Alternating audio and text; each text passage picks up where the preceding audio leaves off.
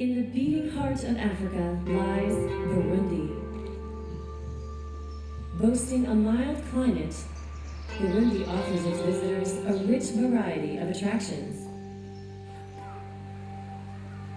Its legendary Lake Tanganyika, its splendid bird lakes, its mountains and valleys, wild savannas, and enigmatic forests.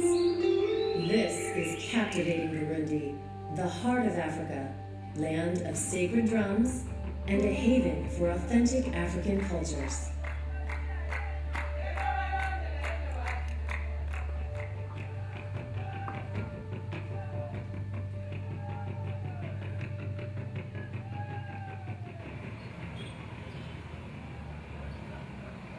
Bujumbura, Burundi's capital city, an ideal destination for relaxation. Take a stroll along the shores of Lake Tanganyika and savor the beauty of the coast.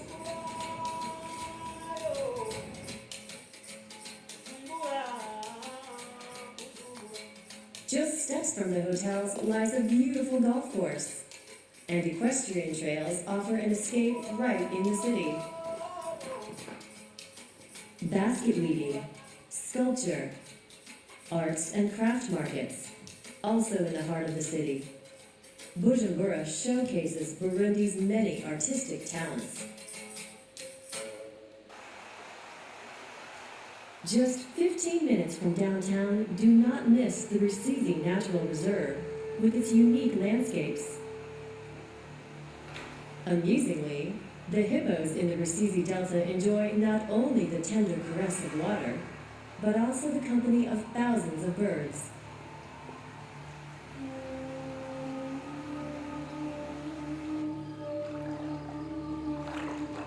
A true inland sea, the legendary Lake Tanganyika offers a place to escape and dream. The shimmering surface is an ever-changing tableau, bursting with color at sunset, while pristine beaches invite relaxation.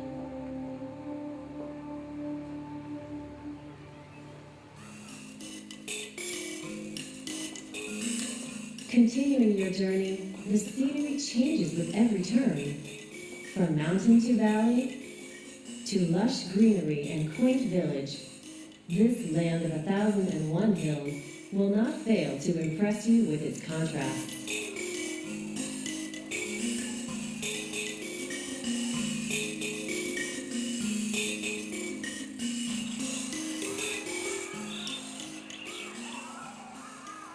In the north, perched at 1,420 meters, Lake Guinda, also called the Lake of Birds, generously lavishes its natural treasures and invites you to explore it.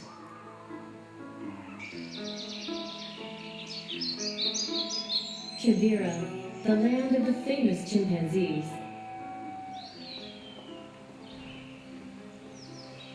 There's nothing quite like immersing yourself in the exceptional ecosystem this park offers. Chimpanzees, towering ancient sun-dappled trees, astonishing waterfalls, and the sources of Burundi's great rivers await you.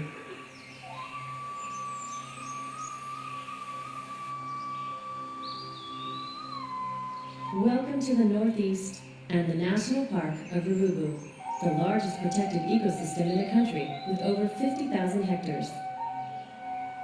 Located in the last remaining untouched wilderness, this unique park is inhabited by a variety of wildlife: buffalo, antelope, monkeys, and hippo all share this peaceful territory.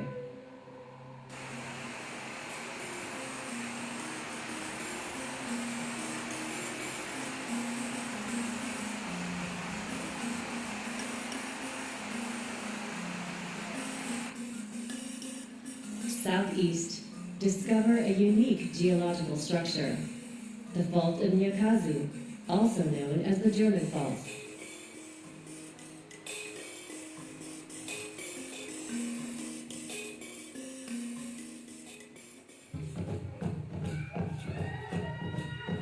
Since the dawn of time, Burundians have celebrated life, the arts, sacred drums, and traditional dances reflect an immense cultural wealth and the promise of an unforgettable experience for those who want to discover the ancient cultures of Burundi. The famous drummers of Gishora, known worldwide, represent the heart of the culture that beats at the center of this country.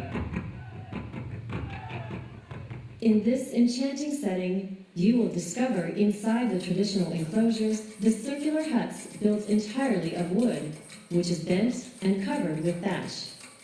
The legendary hospitality of Burundi begins with an offering of the traditional beer made from sorghum, millet, or bananas.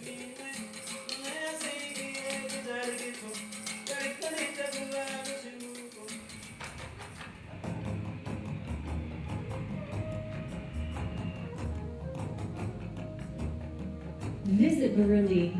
Be transported by the authenticity, sun, hospitality, wellness, and culture. The recipe for a unique journey into this warm, living heart of Africa.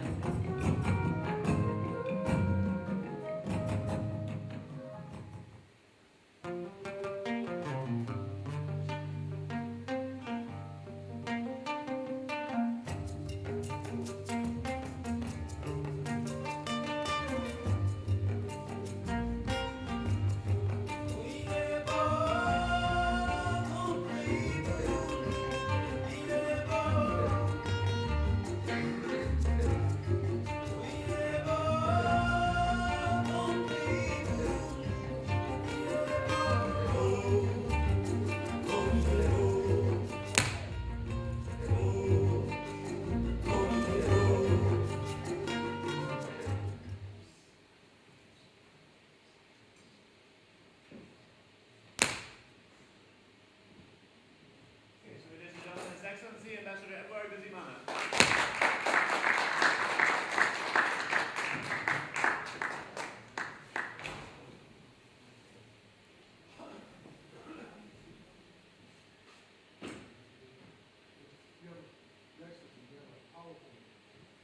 No.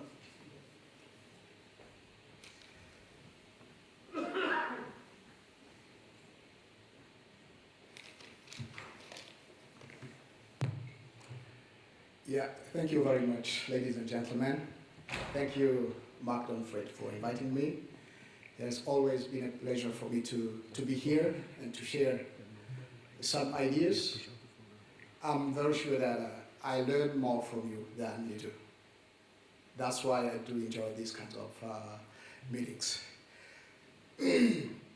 So let me take this opportunity to wish you, everybody here, a Happy New Year, and to our friend Elvira, happy birthday.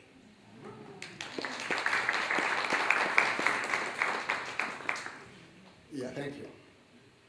So I'm going to talk about African youth education and development, and I'll pick up some ideas from Burundi context.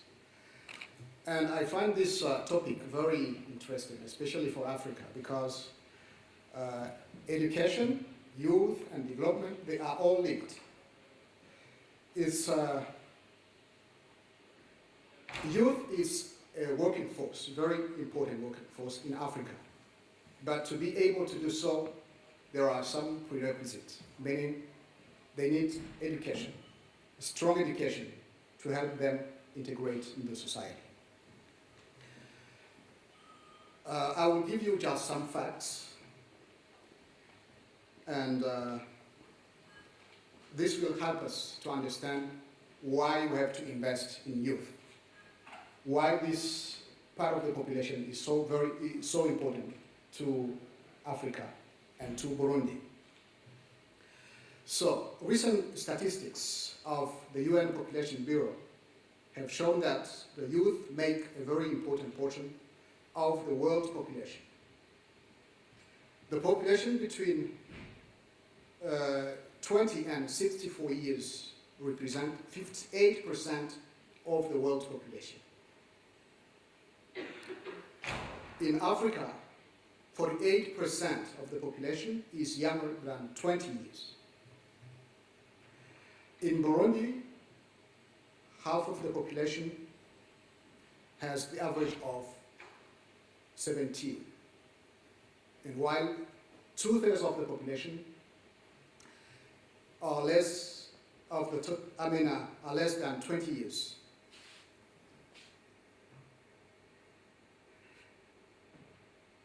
And the population,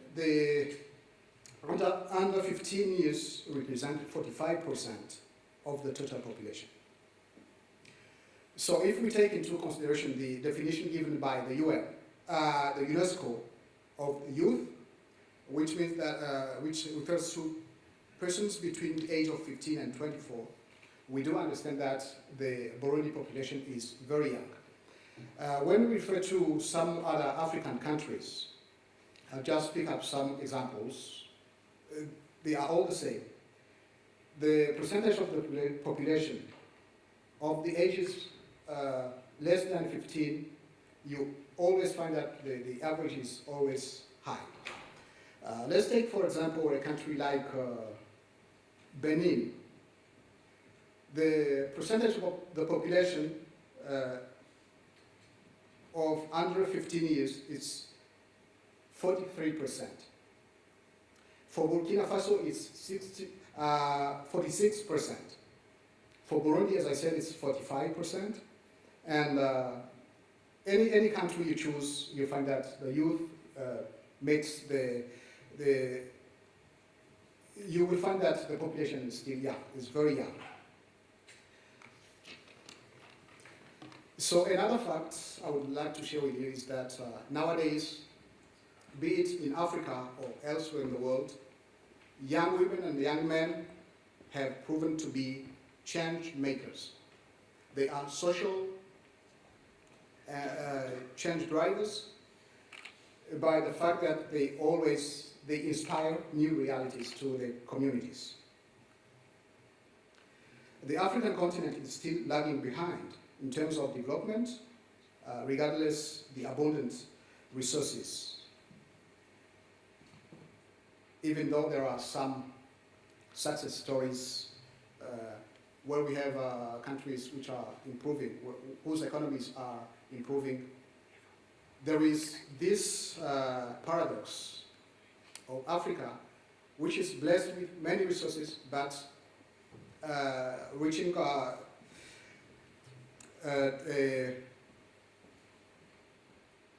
development which is remains a challenge. It is also obvious that integration of the youth concerns and issues by the African governments in their policy making is still weak. Very little efforts are put to help empower youth, to reach out to them and to try to respond to their expectations and ideas. So this is why sometimes we notice that the youth is not integrated, either politically or economically, the economic system. The youth is kind of left behind.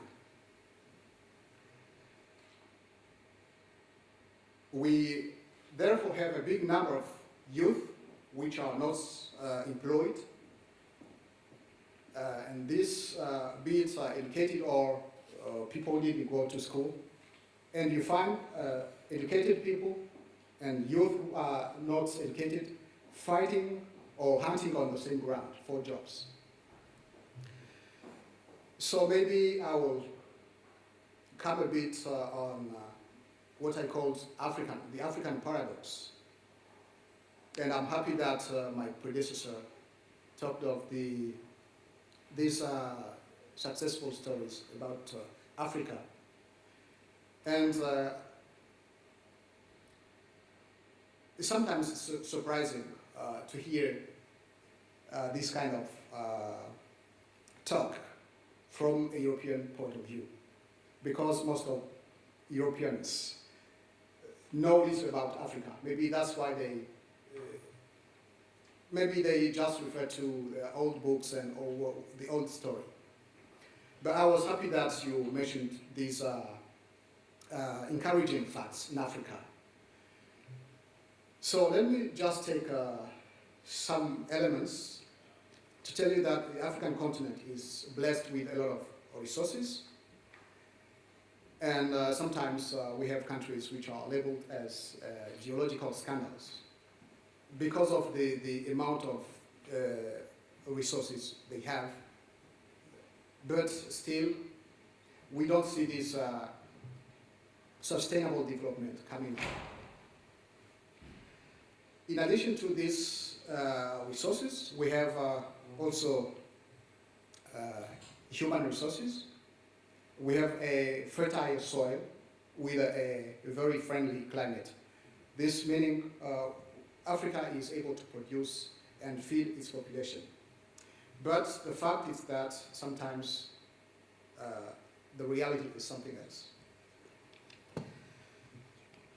So, let me just quote President Obama, where he called Africa the world's next great economic success story. It is said that Africa is home to 7 of the 10 fastest growing economies in the world, and real income increased more than 30% over the last 10 years. So according to the World Bank, almost half of Africa's countries have attained middle income status, and the GDP is expected to rise 6% per year over the next decade.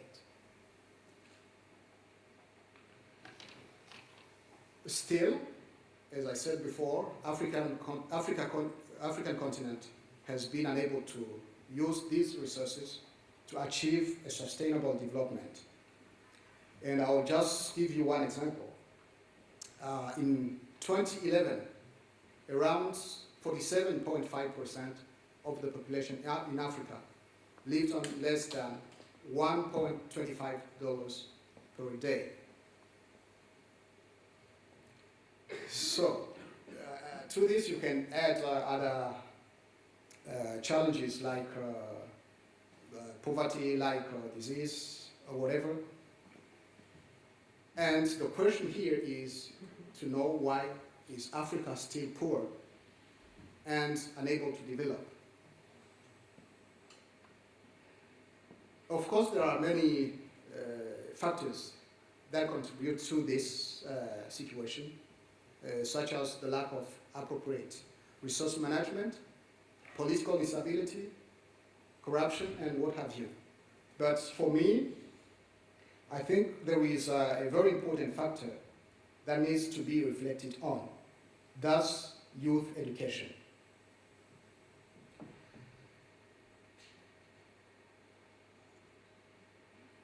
If we have this young population, which is uneducated and unemployed, it's like having a bomb in your pocket. It is through adequate education of the youth that Africa can develop and be politically stable, and today's leaders have to take this issue seriously. There is a need to think of education system that allow youth to have access to job market, systems that help to produce job creators than job seekers. When universities and secondary schools only produce job seekers, while the job market is very weak or not very open to them, this will create problems, and we will have uneducated and educated youth fighting, as I put it before, hunting on the same ground.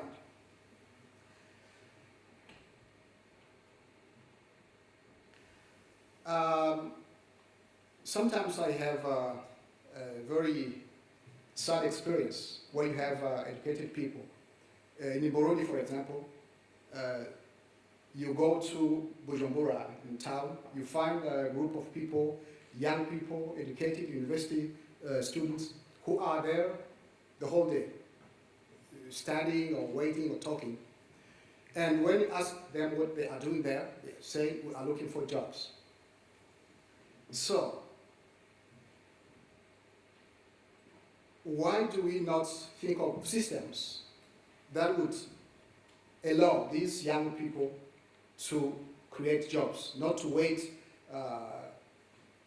to wait for the government to employ them? The government and the private sector in Burundi cannot employ all these people because, of course, the private sector is not very competitive. That's why we do have a lot of young people who are unemployed, and it is said that sometimes there are barriers because they say, you don't have any experience, so I cannot take you in my enterprise or in my in my project. But what I ask is, how will these young people get this experience if there is nobody who dares to take them in and train them? It's amazing, or rather disturbing, to see the level of the rate of unemployment of youth in Burundi. The average of age of jobless population in Burundi is between 29 and 30 years. And recent statistics in Burundi has shown that 9% of the Burundi youth is unemployed. And when you go on looking at this issue, you notice that the unemployed rate of youth is 3 times higher compared to the unemployed rate of the age between 25 and 64.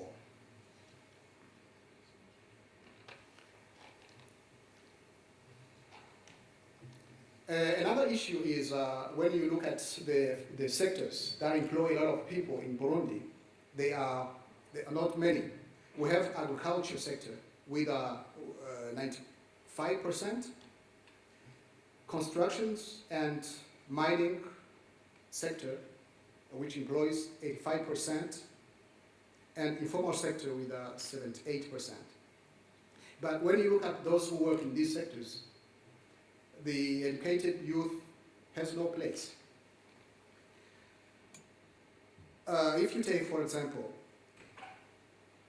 only 1.4% employed in the agriculture sector are those who have secondary school level. The rest is those who didn't go to school.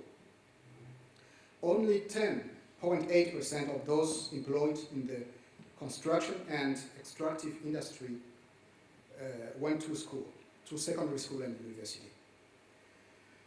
So the informal sector is not very attractive because the wages are too low. And we have this tendency, what I noticed in our youth, especially those who went to school, they all want to have what we call white-collar jobs. While, excuse me, while there are other means, other ways of using the potentialities you have to be self-employed. Just to give you an idea of how weak the private sector is in Burundi, for example, it only comprises only 3,000 SMEs and employs about 37,000 persons. And this number is very low compared to those who are looking for jobs. And therefore, it is important to look at the consequences of the youth unemployment. And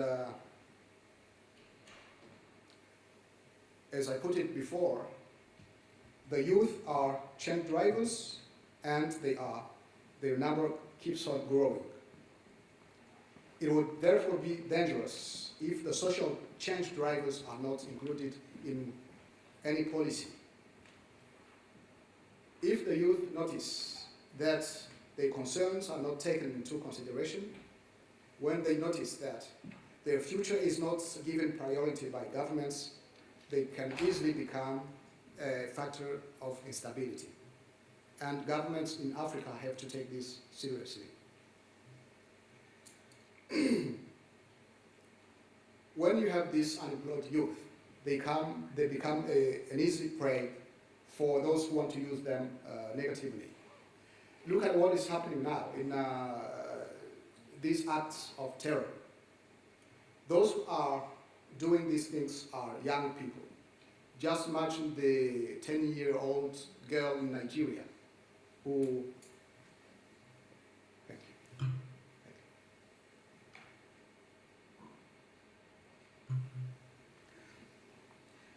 you. Yeah. It's because they have no other alternative. That is why they just welcome anybody who comes and who uses them in any ways. So I think this should be a lesson for us and for African governments not to leave out, to take consideration of these youth to use them positively by giving them education, by helping them to be able to be used, to produce positive things for Africa. Because if not, those who want to use them, or rather misuse them, they will find their job very easy because they don't have any other choice. Look at, for example, what happened in what we call Arab Springs. I think the youth played a very important role in this event. And what we call revolutions in these countries, if those who are on power now don't take this issue, maybe the history will repeat itself. Because the youth are there and what they expected, if their needs are not met, they are likely to go back to the street again. So what can we do? What can be done? As maybe what I said it before, governments must put in place educational systems that can allow those who graduate to have access to job market, to put in place education systems to produce job creators, not job seekers. Governments must reach out to the youth and do their best to respond to the youth's expectations and concerns.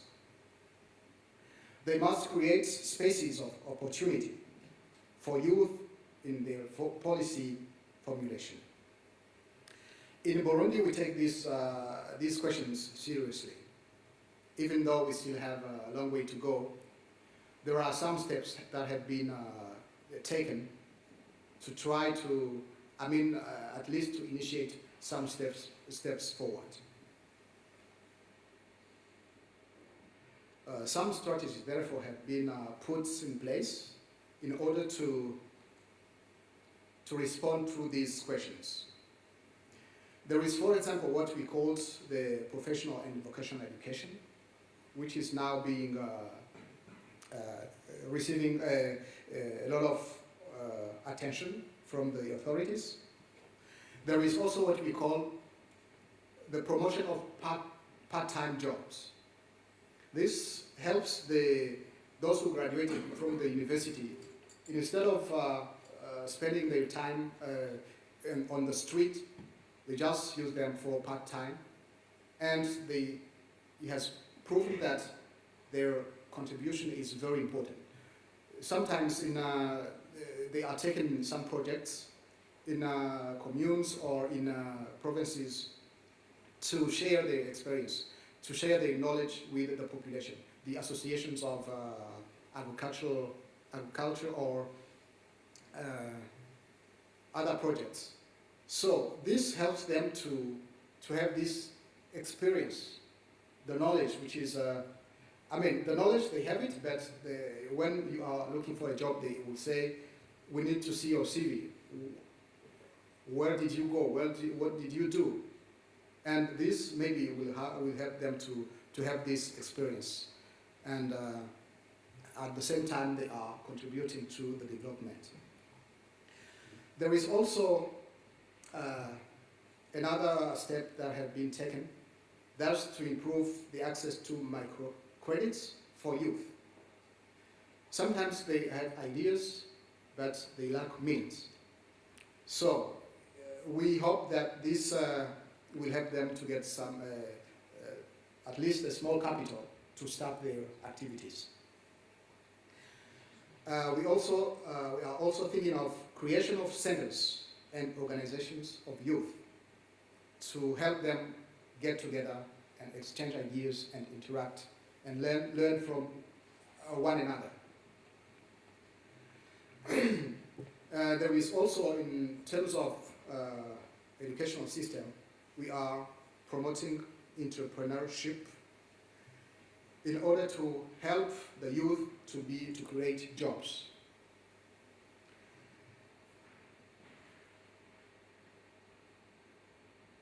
Well, there is also one, maybe I should have started from there.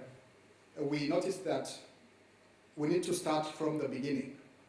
That's why the government decided to make primary school education free of charge. And we think that from there, people will have access to some knowledge which in the future will help them to improve and behave differently. In conclusion, I would say that Africa has to invest more in the youth to avoid instability and achieve sustainable development.